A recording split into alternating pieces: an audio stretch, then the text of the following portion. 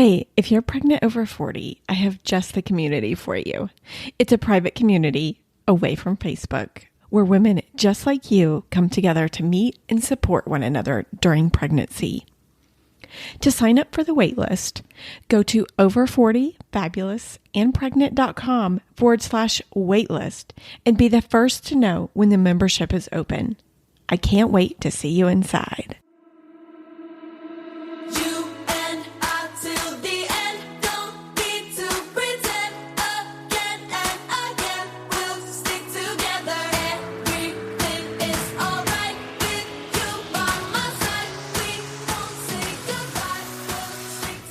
Welcome to Over 40 Fabulous and Pregnant. I'm your host, Jamie Massey, and you're listening to episode 47. If you're new to the show, we share pregnancy stories of women over 40. And on today's show, we have Joy from a small town in Oregon to share her pregnancy journey at 42. What's funny about her story is she wasn't trying to have a baby. In fact, she thought her family was complete with her 2 daughters. She was Googling and asking her sisters about menopause, thinking that's what was going on. She's had 2 other babies at 33 and 35. So as a theme with this show, as many of other guests experienced, this was her best pregnancy and recovery. She is an athlete, so she was running before, during, and shortly after her pregnancy, which I find so inspiring. As show number 47, that means we are getting close to the 1-year anniversary show in October. I get so many DMs of women telling me their situation and asking me what show they should listen to. And I think I get it. And so for this 1-year anniversary show, I was going to fill it with just that: inspiration, advice, and tip of shows over the last year. And speaking of, I would love to give you, the listener, a voice to be part of this anniversary show. You can share your journey, any questions or comments about the podcast. You can leave a recorded message on SpeakPipe that'll email me your recorded message. I will leave a link in the show notes for this, or you can also go to the Contact Us page on over40fabulousandpregnant.com and scroll down to the big orange button to record your message. I would love to hear what you have to say. And something I'm still working on. I've told this story on Bethany's podcast a while ago, but I also wanted to share it here too. It seems like the more I share my story with close friends and family, the more that have something similar going on. And who doesn't love when people say, just relax and you'll get pregnant? Trust me, I've gotten that comment quite a bit, even from close family members. And if you know me, I talk about eating from my pooper all the time as a joke. In 2007, I got hemorrhoids, and I've had them ever since. I have had surgery, medications, colonoscopies, creams, medication that I was told could affect my fertility later in life.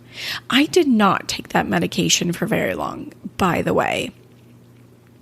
Then I was diagnosed with Crohn's disease after one of the surgeries, which is a huge disease.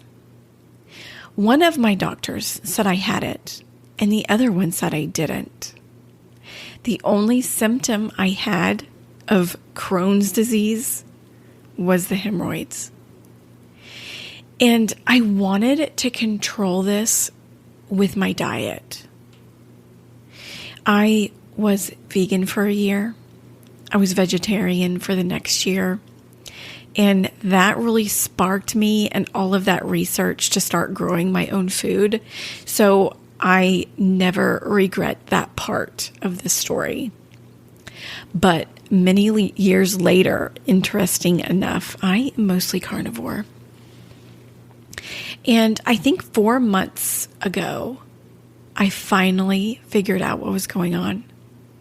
After 16 years, there is no doctor that could have diagnosed me. It was me listening to my body. And that's another probably annoying phrase. Just listen to your body. But I did. And you know what I do? I clench my butt cheeks. How dumb does that sound? I do it so much for such long periods of time. I'm pushing the waist in the opposite direction, which causes massive constipation. Pain, blood, some tears, sometimes. When I stop doing this, when I realize I'm doing this, now that I know I'm doing this, my butt is very sore and hurts. It sounds like the silliest thing. And one of my thoughts is that this is the reason that I can't get pregnant. So half the time I'm punishing myself for doing it. And the other time I'm trying to just stop doing it.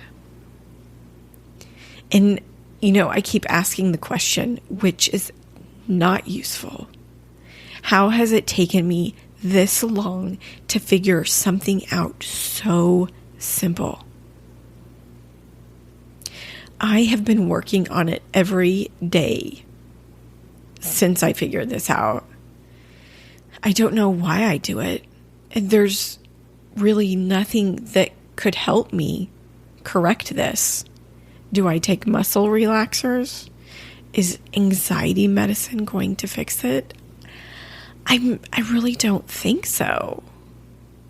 And I think I do it partly to concentrate when I'm doing something. I also do it when I'm stressed, excited, or even when I'm in a hurry. That's probably when I do it the most. When I share this with someone else, they said they do the same thing with their foot. And they thought it was something wrong with their foot or their shoes. But it's like we're constantly keeping our bodies in stress in totally different ways. And my first thought whenever I figured this out, besides just stop doing it, and it's not impossible because the right word is I'm figuring it out. But instead, I have spent lots of time trying to figure out when I do it. And that almost puts me in like this watcher mode. I know Brooke Castillo uses that word a lot. And I'm in the watcher mode, figuring out when I'm doing it. And it almost helps me be more in control. And I spend a lot of time telling myself just to relax. I literally say, just relax. It helps, but it's something I'm always working on. And if I can fix this, man, I can do anything. And I know this is such a weird, strange story, but hopefully you can take something from it. And with that, let's get into Joy's pregnancy story 42.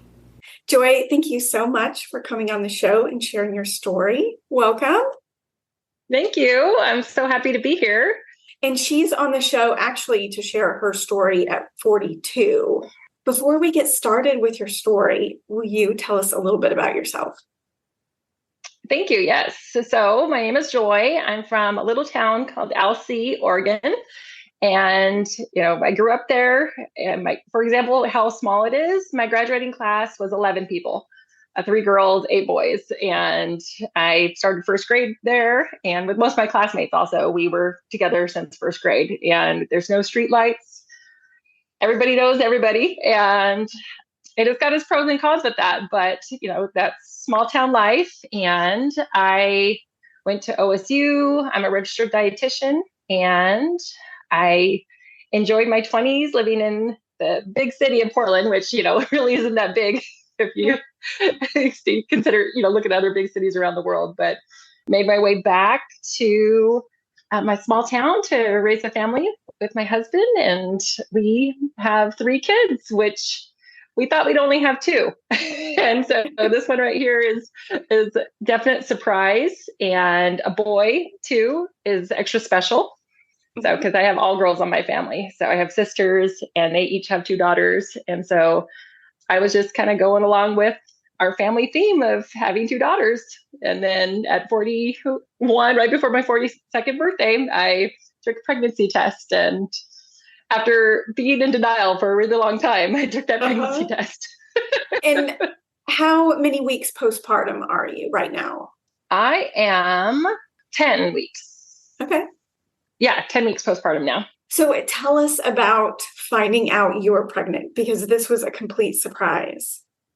It was. We had been, I had been just tracking my cycle for 2 years, and that had been going really well. So I made a lot of lifestyle changes, and my cycle changed with that. So even before this pregnancy, I had a few pregnancy scares where, my cycle was just running longer, and I was thinking maybe I was pregnant, and then my menstruation would start, and so you'd be like, great, best day ever. Because for me, it was, my previous 2 pregnancies weren't hard. I've heard so many stories of really hard pregnancies, so I don't want to say that they were hard, but they also took a toll on me at 33 and 35 were my previous 2 pregnancies. And, I definitely appreciated how you could handle a lack of sleep better in your 20s.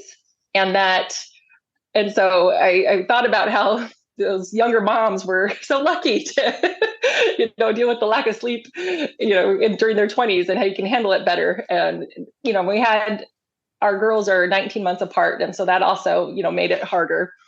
And so, we thought we were done having kids, and I was excited to be, the active mom, doing all the things with my kids, and because they were able to, go on bike rides and do all the things, and thought we were really getting into a new phase of life and parenting. And then I think God has other plans. And will you tell us about your lifestyle change that you mentioned?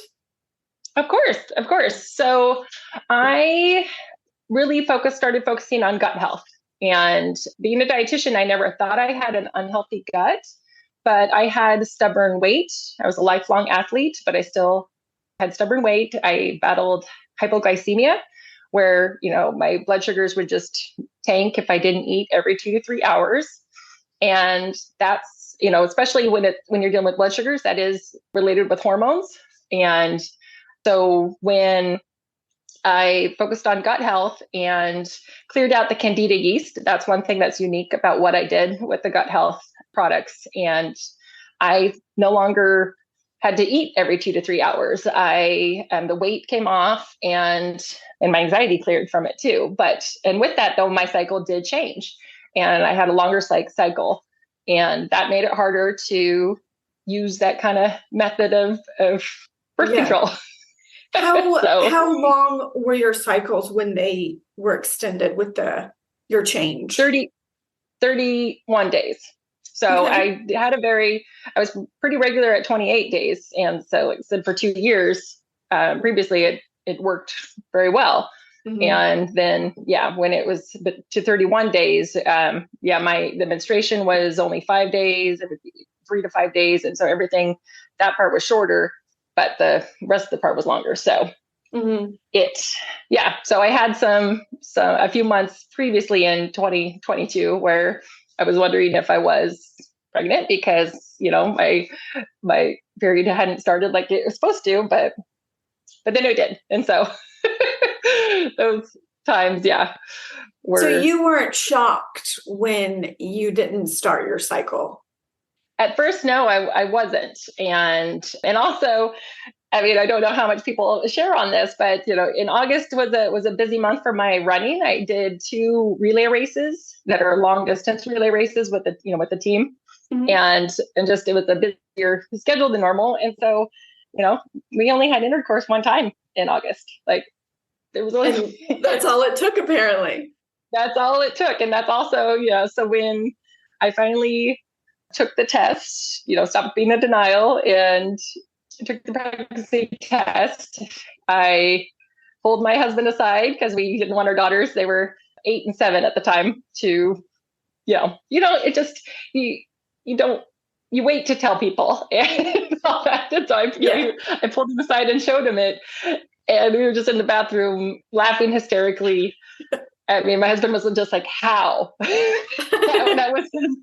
It's like, how is this possible? How were you feeling about it? Like shocked because of, that 42, it was right before I turned 42 that I found out, and it wasn't in our plan. And, and I was worried about, going through it again at 42 because it had been hard, but also I recognized that I was at a much better place in my life. Those health changes had me at a much better place mentally. And we had our daughters 19 months apart. And so we had, kids and babies in diapers for 3 years straight. And that made it hard. And so, after some time thinking about what it was gonna, what was ahead of us, I started seeing the positives about like, this can be, exciting about getting a chance to be a mom with a better mental health. And that was definitely what made me excited, because I dealt with anxiety and also working a lot with our first 2 daughters. I missed a lot. And so I, got excited about the fact that this, is a kind of a chance to have a baby and fully experience the mom experience. Cause the anxiety kept me from, for example, for breastfeeding. I wasn't comfortable with or trusting that my baby was getting enough, both girls, the first couple weeks, or not the first week. I don't even think I made it more than a week with either one of them breastfeeding. And so just to ease my mind, I pumped and then we bottle fed. So they still had breast milk because, the liquid gold, if my body was able to do it, breast is best, but also fed is best. So, but mentally I wanted to be able to, know for sure that they were getting enough, because I just didn't trust my body. And this time around, even though my body betrayed me a little bit, you could say, conceiving so easily, but I trust it so much better now. And so we're going on 2 months of successfully breastfeeding. And that's, that was something I look forward to. It's like, this time I'm going to commit to it. And not that I didn't commit to it before, but, be patient with it. Yeah. And really trusting my body. That's really a big thing that's come with, through the gut health and my mind, my mental health being better. Yeah. Is that. Let's get into your pregnancy. Tell us all about it. Besides not having my period, the sign that I couldn't be in denial about was tender breasts. And I was Googling perimenopause symptoms, trying to say like, that's what's happening. And I even asked my sisters, because my mom passed away 8 years ago, but I asked my sisters, do you guys know when she started menopause?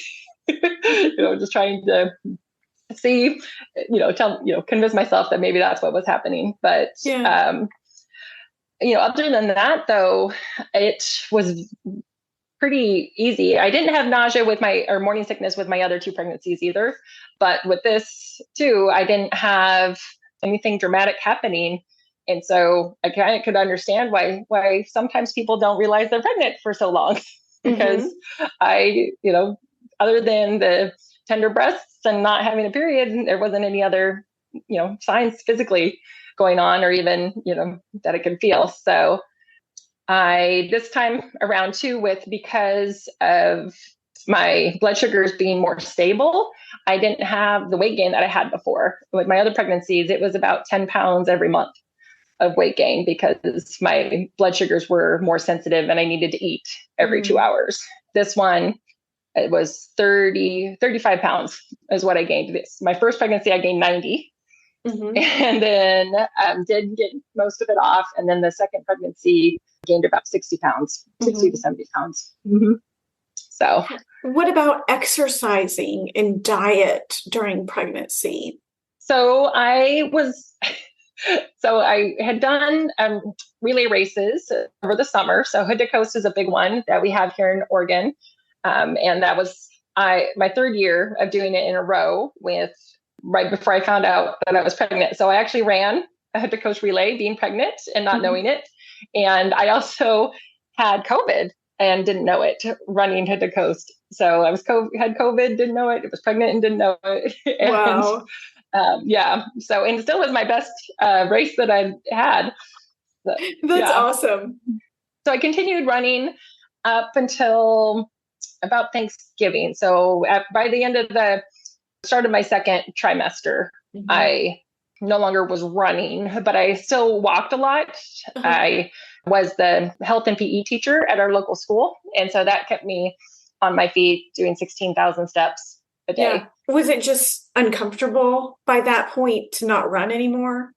Yeah, the first time, or as the pregnancy belly started to grow, I remember jogging and then being sore in a different way, like that my ab muscles, because they were starting to get stretched, were the jogging impact from it made them sore, and it was a different experience. And so after that, I just went to walking, and so I would still not only with the steps, but would walk with my classes, at least 2 miles a day. And then along with all the other steps. And I did strength training as long as I could. But that too, I, just kept with what was comfortable. And that's what my doctor said too, because I checked with him. Because at the time, during the first semester of school, I was teaching a women's strength training class. And so I checked with my doctor about, is there anything I should be worried about? And he just said that your body will start to tell you when it's getting uncomfortable. You'll know, that you should restrict certain movements. Yeah. And speaking of doctor, did you use the same OB you did with your two girls? I did. So I had the same doctor deliver all 3 babies, and he is awesome. And it's a little farther away to still be seen by him, but I, didn't mind it. It's really only 15-minute extra drive than our closest hospital from this, where we live. And so to me, it wasn't that much farther, and it was worth it to, stick with somebody I was comfortable with. So how far away is he in total? Albany is about 70 miles. Yeah. So well over an hour probably to drive there. Yeah. Yeah. Well, not well over. It takes about an hour. Most of it is on a highway. So So not city. Yeah. City. We don't deal with rush hour traffics or anything or traffic lights most of the distance. So but probably about 60 to 70 miles. Okay. And was there any products that helped you through pregnancy? Well, I mean, the gut health products definitely helped my blood sugars be stable. And that's why I didn't have the weight gain. And I didn't have any problems with constipation. And with my second one, definitely towards the end, needed a stool softener and dealt with constipation. And this one, even after delivery, that's something that you can deal with, especially if you use, with pain meds during delivery. Pain meds just slow everything down. And so, and then with everything being stretched, and sometimes, people have episiotomies with delivery, that first, bowel movement, if this is too much TMI, let me know, or you can get. Oh, no, it's fine. We share a lot on here. Yeah. That first bowel movement after you deliver a baby can be scary because, especially if there was tearing or episiotomy because, you just don't want to be stressing the area. And, I didn't deal with any worry about that at all, where, within 24 hours of delivery, and I still, was having bowel movements every day. Mm-hmm. And so that was fantastic. And cravings. What about cravings? Yes. Yeah. Thanks. So cucumbers is something that I was never really a fan of before. Uh-huh. And I loved cucumbers throughout this pregnancy. And then spicy things like pickled jalapenos, pepperoncinis. That salty, vinegary, spicy products were definitely, I craved those. So, and I didn't really have cravings with my other two pregnancies. Huh. It's so interesting how that works. Mm-hmm. Did you find out you were having a boy when you were pregnant?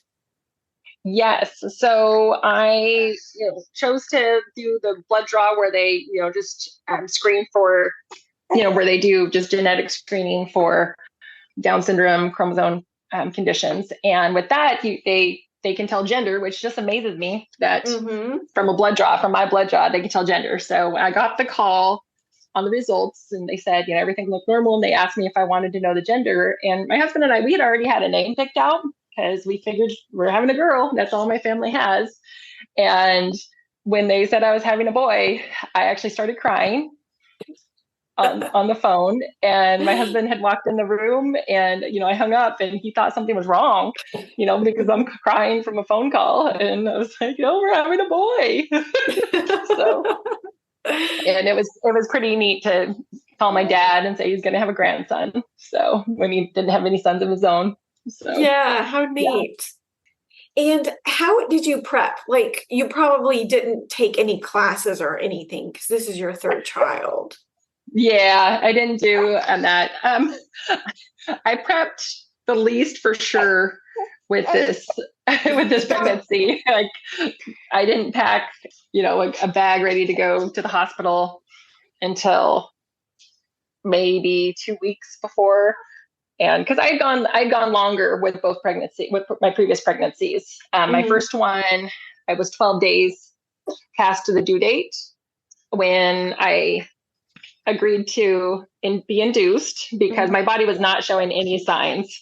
Oh, well, and being induced. And so, my body, I went 12 days past my due date to finally agree to be induced.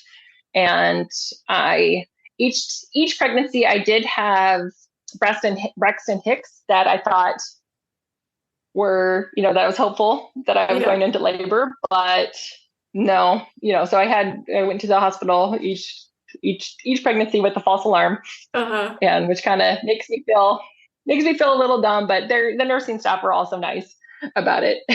Yeah. So, what about a birth plan? You definitely planned in a hospital. Were you planning to have an epidural?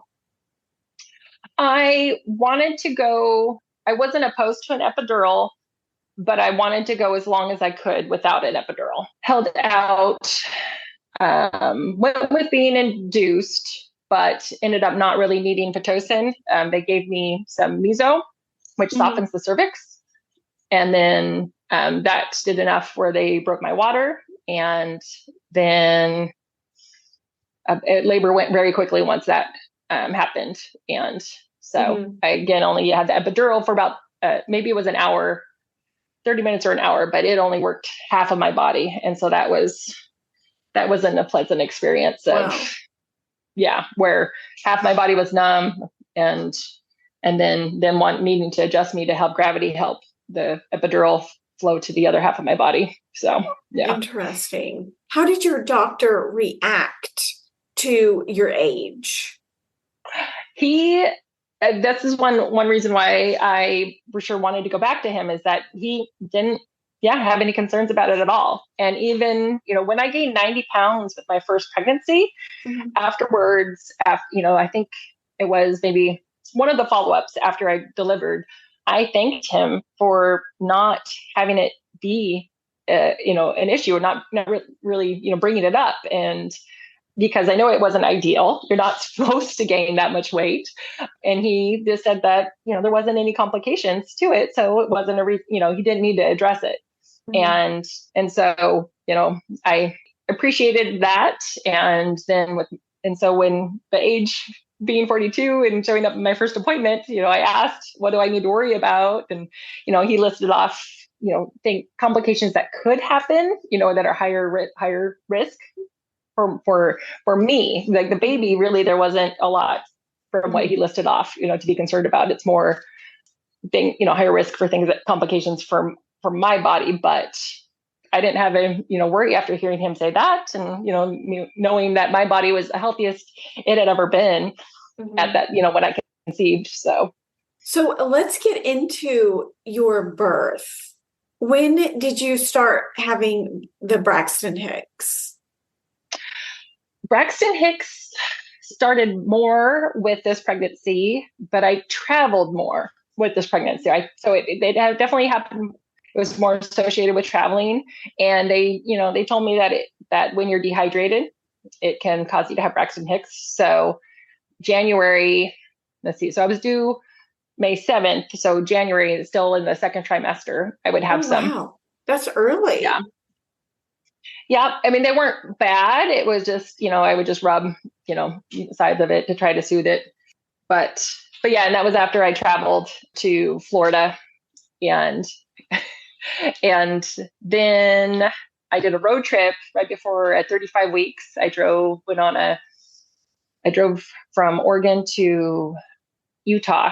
Went to the Zion National Park for a conference. Wow. A retreat, I should say. It was a very small group, but wasn't sure about that. I asked my doctor, if anything I should be concerned about.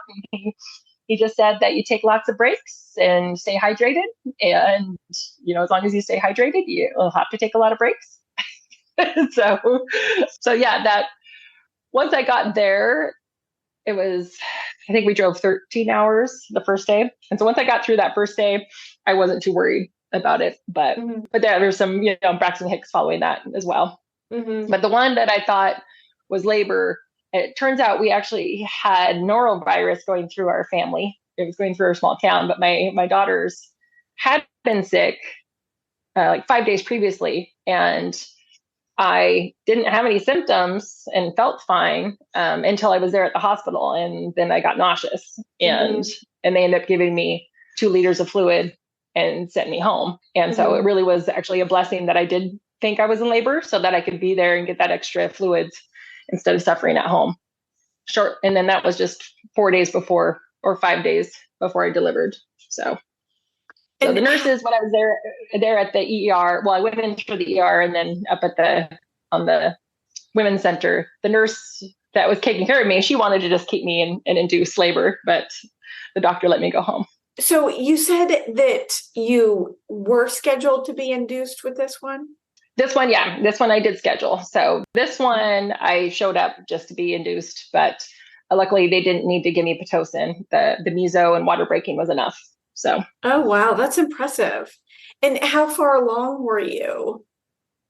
I was 39 plus 5 days. Yeah. So it was just almost your due date. Yeah. Almost my due date, but he's the only one that came before my due date. So, and he's the biggest one too. He's almost by a pound. Boys are bigger. So yeah. So walk us through that day and how it started and take us through to getting to the hospital. So we had to check in at 5:30 in the morning. So yeah, we left our house. We live over an hour away. So we left about 4 a.m.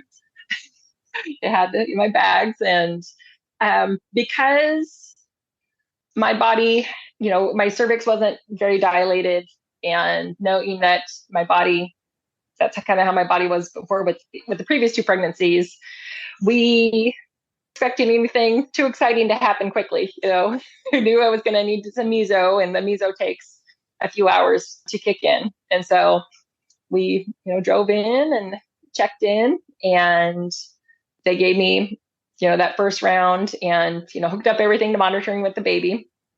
And I guess that's something that was kind of scary too. When I had the Braxton Hicks incident where I was dehydrated and they gave me IVs, my baby's heart rate went really high during that time. So Yeah, I should have added that in.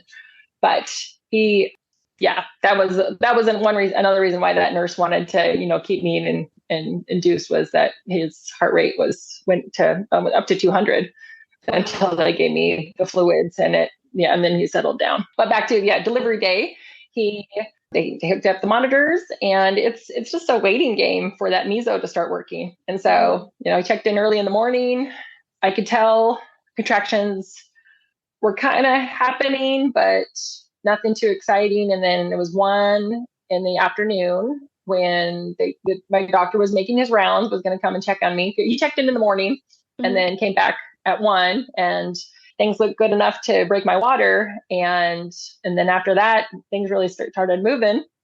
And where the nurse, she was experienced enough, from watching my contractions, timing, and after the cervix checks, she was like, I'm going to get the delivery, set up, ready, the delivery tray going, because your body is showing that things are moving along fast. I want to have everything prepared.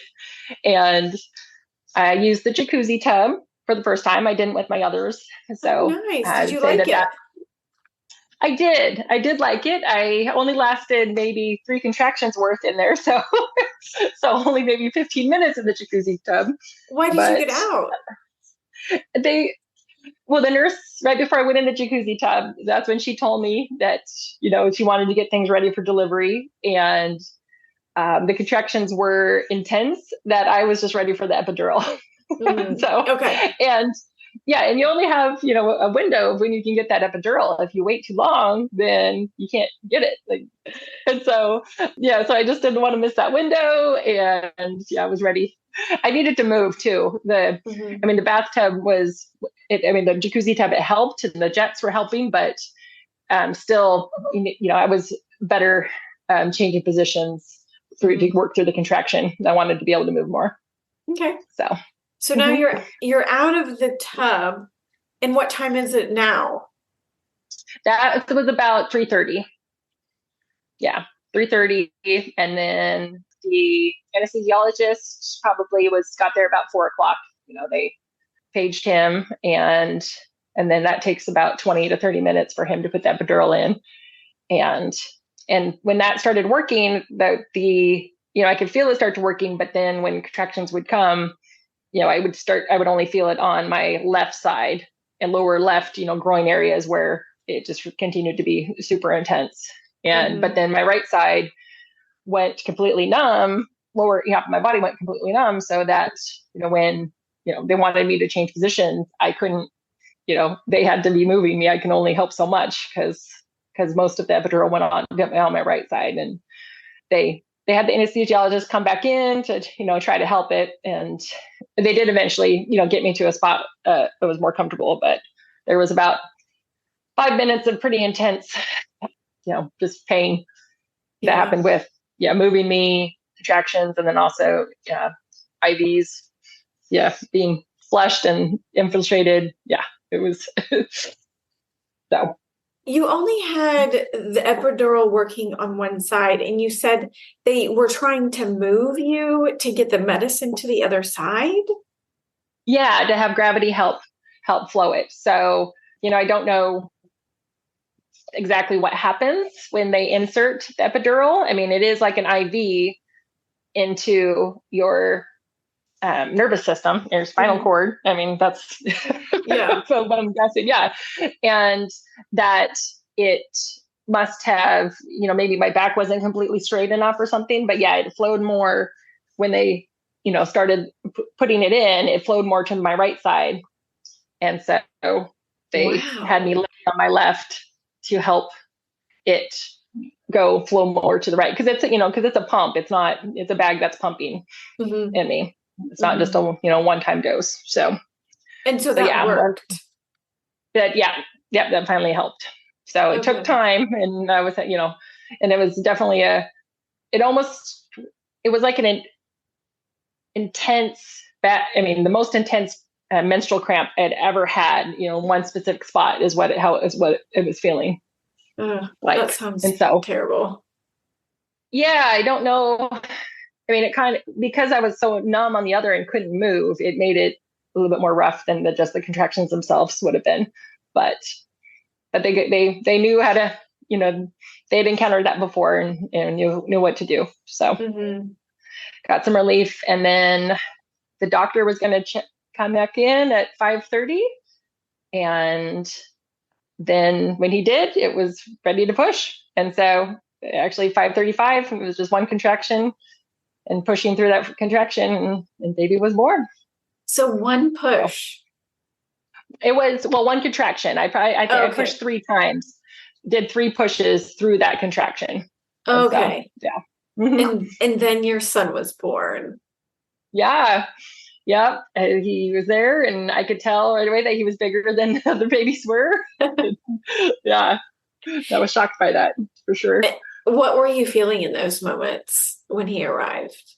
It is just heaven, euphoria. It's just that you're done, that the baby has arrived, that you finally get to meet him. You finally, get to hold them and see them after, so long. That's the hardest part of pregnancy, is kind of just the anticipation and having to be patient to finally meet this little being that's been inside you for so long. You finally want to get to see him and get to know him, because you've only known him from all the kicks, and ninja kicks and running the bicycle. I used to joke that he would be, doing the bicycle inside my stomach, or that waistbands on my stomach were his strength training, because it seemed like wherever the waistband was sitting, that's where he didn't like it. Yeah, exactly. So he'd push against it more. So, Did you have any fears around birth going into it? I would say that, the pain of contractions, just not knowing, because I never made it all the way through a whole delivery, all the way through labor without an epidural. And so, just wondering, how bad they'd actually get, but knowing that I was going to be okay with an epidural didn't make it too scary. But but no, not really. When we showed up, it was, we'd done it before. Like my husband, I sent him home after I got checked in at the hospital in the morning. So about 7:30, I sent him on home, because knew nothing was going to happen until after lunchtime. And so, so he dropped me off. And so after, when delivery happened, was there anything important to you during that time, like skin on skin or anything like that? Yeah, skin on skin, and the baby first, nursing. And that was a shock too, that he, right away, knew, just instincts, knew what to do to latch on. And because that was, breastfeeding and having a successful latch was something I was really, wanting the better experience with this pregnancy. That was pretty exciting, of how well it went that first, right minutes after he was born, and that he, an immediate latch. Yeah. Wow, that's beautiful. Yeah. How, I guess you said you only breastfed for a week with your other daughters. How did you get through this time to make it different? I definitely kept every appointment with the lactation consultants and lactation specialists. And even, when I checked in at the hospital, they have, they ask you, what are you, most concerned about or wanting extra support for? And so I very much was communicating that. And where, when the first one showed up, I don't think I had even delivered yet, or no, she waited till after delivery, but my milk hadn't come in. So there wasn't a whole lot that she could help with, but, they just answered my questions and, told me about different ways of holding. Cause that was one thing too, that I was just unsure about, what's the best way to hold, the different positions to hold, and if I was doing it right with the holding. But then even he had, his bilirubin was kind of high. So I did have appointments for the two days following after we discharged, we went home. So he was born on Thursday. We went home Saturday morning, and then I went back Sunday with the lactation specialist to check for jaundice, and then also on Monday. So, and so those were, even though they were appointments checking on him, they were with the lactation specialists, and they just reassured me of what was going on. And by that time, my milk had came in by the last appointment. And so that made me more confident as well that things were going to go well. And he gained weight. And so it was only a few ounces, but the fact that, when my milk came in, he finally put on some ounces that we were moving in the right direction. Yeah. How was your recovery?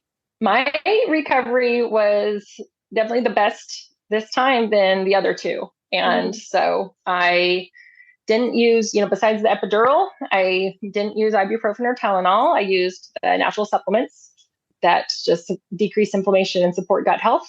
And so I used them. I snuck them in the hospital. So kind of, you're not supposed to do that, but so I mean, that the nurses, they just, were checking on my comfort and asked if I needed any Tylenol or ibuprofen, because the doctor wrote orders for those, but I just kept with those, and it was great. It, because of constipation wasn't an issue after delivery. Everything was fine. The lack of sleep, I slept pretty good during the pregnancy, and so that was the biggest thing to adjust to, was not getting a whole lot of sleep after he was born. But, and I'd say too, with my daughters, I would have to wake up and pump, for them to be bottle fed. But my husband, because they were bottle fed, he helped out a lot with them, and with, staying up with them and feeding them. And so I got more sleep with them. I got more sleep after their deliveries than him. So, but luckily this guy, about 1 week, about when he was a week old, I got a 5-hour chunk of time, which was pretty amazing. And and I get him now. He does about 4 hours every night. And so when you get that, it's amazing. Getting at least 4 hours of sleep. It's amazing. That's great. Mentally, how's postpartum been? It has been good. Yeah, it's been great. I have, so, the gut health helps with that, with the fact that, our serotonin is produced through the gut. 95% of it is, and also 50% of dopamine. And so, and then you get the good oxytocin when you're nursing. And I have enjoyed having this connection more. And I'm his favorite person. And I didn't experience that with my daughters because of the pumping and bottle feeding. They love me. I didn't have any doubt with that, but it wasn't where they followed me everywhere in the room. And he does that, or he, when I go to hand them over to my husband, he will turn away now. And so you think breastfeeding has helped with your bonding? Yes, because, when they're this young, it's food and sleep is really all they care about. And so when I'm the source of the food. Yeah. So I haven't got laughs yet. I've heard him laugh in his sleep, but my husband did get him to giggle. So there is that. They have that going so far. He is so cute. And that's been something different for my husband to adjust to, is that, where when there isn't much support that the baby needs besides eating, sleeping and changing diapers, and the fact that I'm the sole source of the eating part, wasn't really, at first, I can tell he felt a little lost, but now we've adjusted, and we're all sleeping better, and he's getting more awake and, more interactive. So, so he's getting his chance to bond with them too. So do you feel like you need to eat more, up your calories since you're breastfeeding? No. And that's, and with pregnancy, it really, they say only 300 to 500 extra calories a day with pregnancy. And, the higher end is only just towards the end. And it's the same with breastfeeding, only about 300 extra calories a day do you need for breastfeeding. And so I remember with my first pregnancy, I'm a dietitian, but still it was just like, all right, I'm making a baby. Let's just, free for all, eat the food, because it kept me from my blood sugar dipping. And then my husband also, we had so you're talking about cravings. He had more of the cravings, but we had a stint where he was making a pie every week, which contributed to the 90-pound weight gain for sure. Yeah. And then I remember bananas, peanut butter, and whole milk was my nighttime snack for sure. Yeah, that I enjoyed. Postpartum with breastfeeding, and where I would, wake up and pump and then have that snack. And don't need to now, which great. All wrong has helped, the weight come off postpartum. So still have 20 pounds to come off, but so I'm only down 15, but I am back to running. I'm, building a muscle already. So I actually ran a week before I got my doctor's clearance. So, so they say, wait 6 weeks before you have your doctor's clearance that you return to physical activity. I really am in tune with my body and would know if I was doing too much. I've been a lifelong athlete. So I did it at 5 weeks because it was National Running Day. And it seemed like it was a good day to do it. And, I kept it slow, but still, I wanted to get back to moving my body because that's always given me just, feeling my body be strong is just helps me mentally. And I just like it. So I wanted to get back to it as soon as I could. So that's awesome. Not with having 3 kids and being summer break, I'm only, maybe getting 2 or 3 workouts in a week, but still it feels that's awesome. Okay. And Yeah, my body's still healing. I mean, the hormones that allow your joints to expand for delivery is still in our bodies up to 6 months postpartum. And so, you have to just respect that. Like you had, a wound that got flushed out, like literally everything flushed out. So it's like a wound. And even though it is natural, you're healing from that, and your body's, healing from what it just did. And so it takes about 10 months really to grow this amazing, little miracle. So it's going to take time for the body to recover from doing all that. Definitely. And so and I made that mistake with my first one. I used to do roller derby and got back into derby practice. Well, and I did play in one bout after having my baby, but when she was 4 months old, I broke my ankle. And so that's how I kind of learned the lesson the hard way about your joints not being as sturdy still because of those hormones still in your body. Wow. And had a broken ankle with a 4-month-old. That's awesome. And do you have plans to have more kids in your 40s? Because this pregnancy was so much, easier than my others, that thought had crossed my brain because we had our daughters, 19 months apart, and that was intentional so that they would be each other's, playmates. They would have each other growing up. And so, during the pregnancy, I thought about it, like how this guy is going to be all alone. But it's not going to happen. My husband absolutely was, with him not being planned in the first place. That's a big no. And what do you think has been your biggest challenge being pregnant in your 40s? Oh, good question. I would say it's the social part of my friends that have children that have grown, that are grown up, and they, being at different stages in life. But your true friends don't care. And so they're there to help out and be like the extra mom for you. So, but, it is limiting to social engagements. But that's low on the priority list. So that's the only thing that I could say.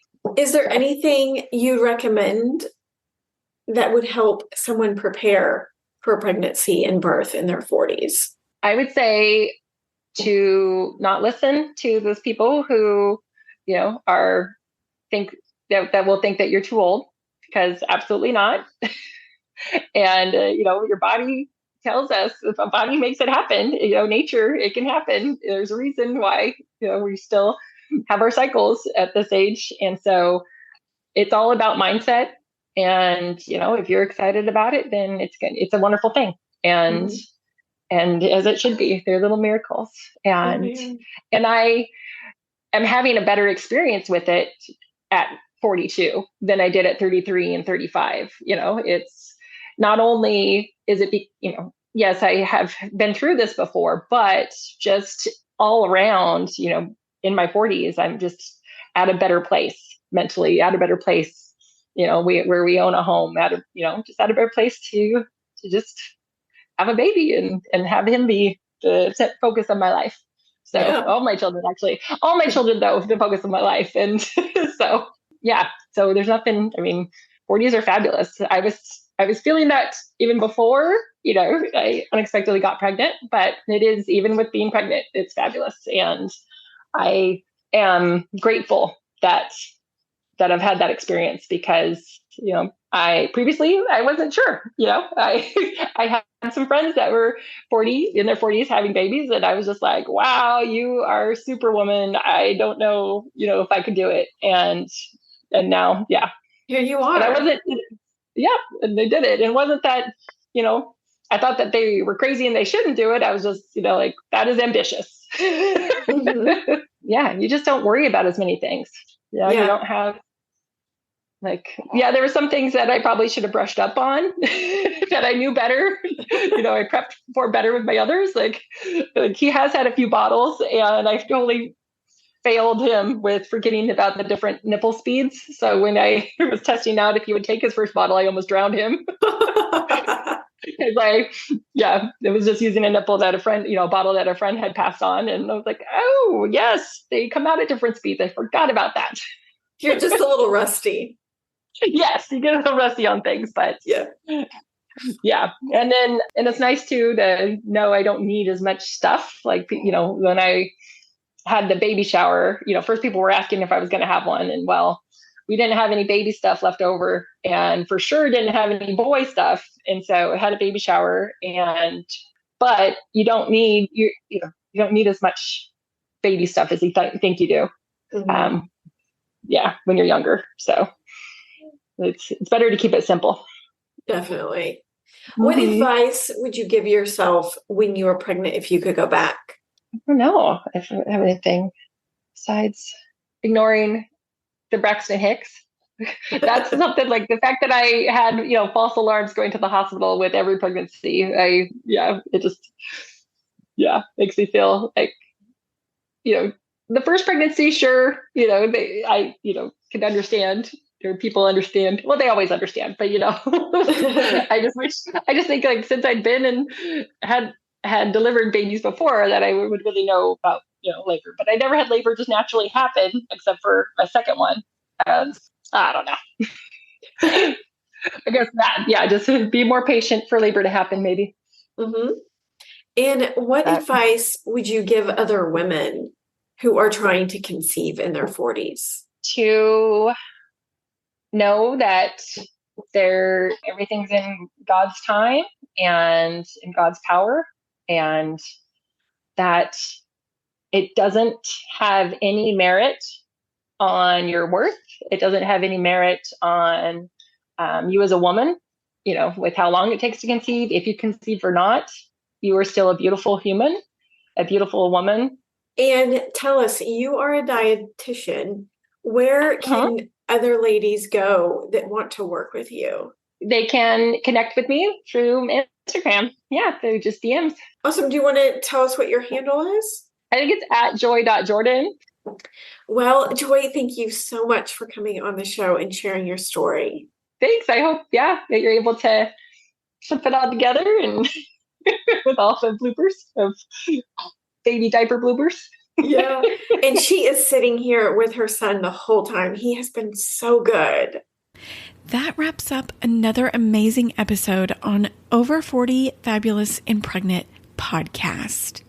If you want to be a part of the show, I would love to hear what you have to say. I want to add these messages at the end of the 1-year anniversary show, which is coming up in October. To do that, I have a link in the description, or you can go to the website, click on Contact Us, and click on the orange button. I would love to have you be a part of it. And thank you so much for listening. I hope you have a great week, and I will see you next Monday.